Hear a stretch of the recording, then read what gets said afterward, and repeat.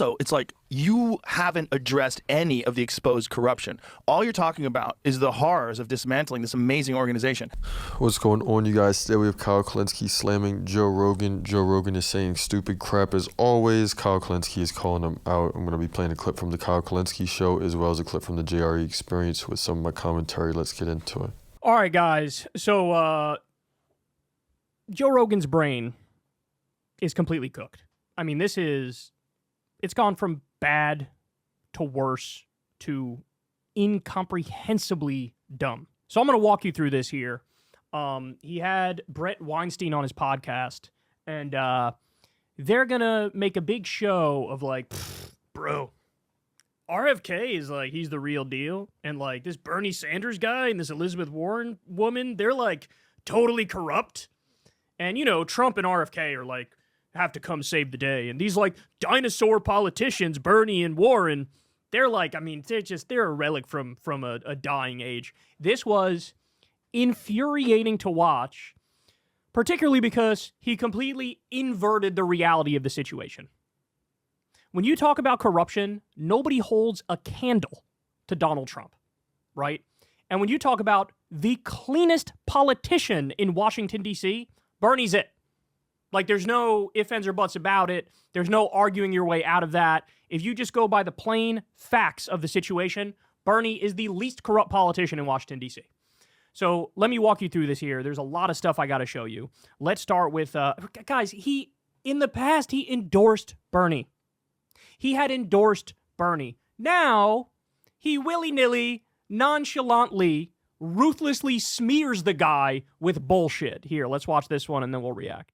It's amazing to watch all these left-wing people suddenly, Bernie Sanders making a post about how Donald Trump is trying to silence independent media was the wildest fucking gaslighting I think I've ever seen from a politician. Joe, you do know that when Bernie mentions independent media, he's not talking about like online media or podcasts. When he's using the word independent, he's using it in the context of not funded by the government, supposed to be their own independent entity media that's supposed to have a check on the government. When he says independent, that's what he means. He's not saying like podcasts and shit. Okay, all right. Why did he say that, Joe? Oh, I don't know. Which media companies has Donald Trump sued? And right here we have Joe Rogan praising Donald Trump.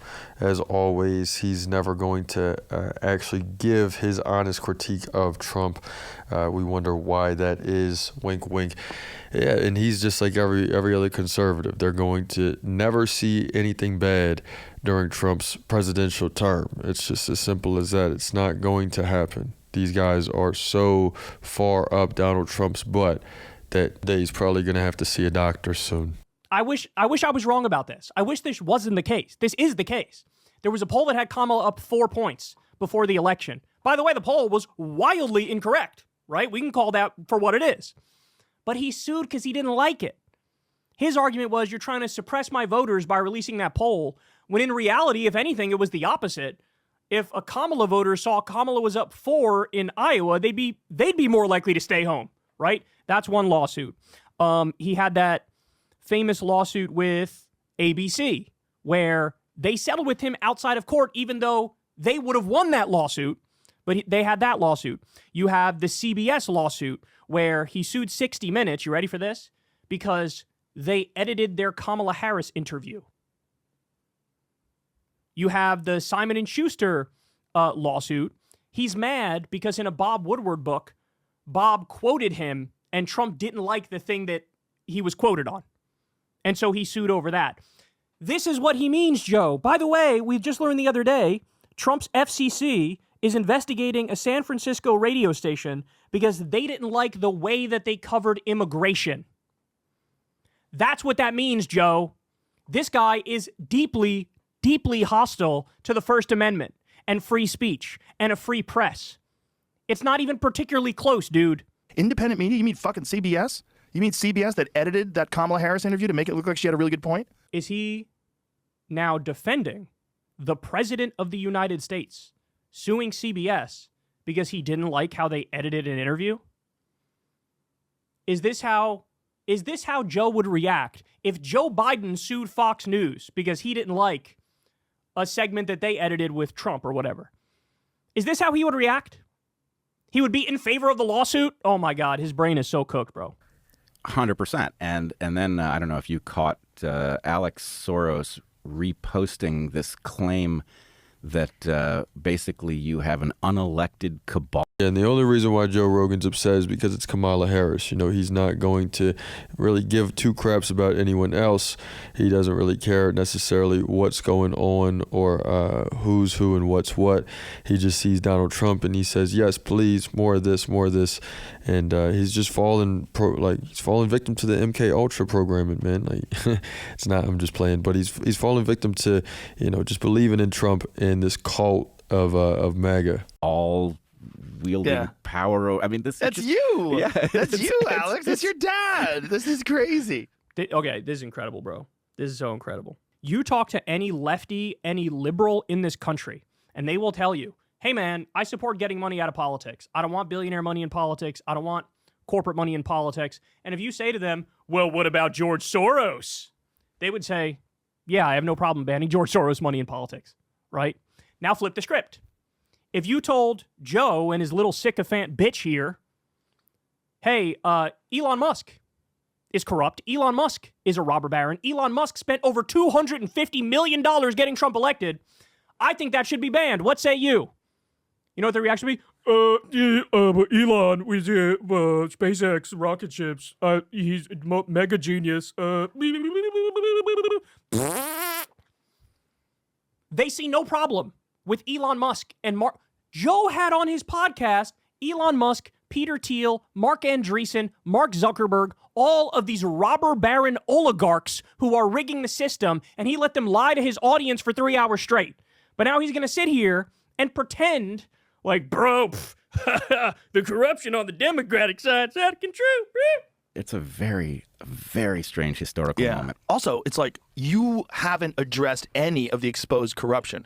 All you're talking about is the horrors of dismantling this amazing organization.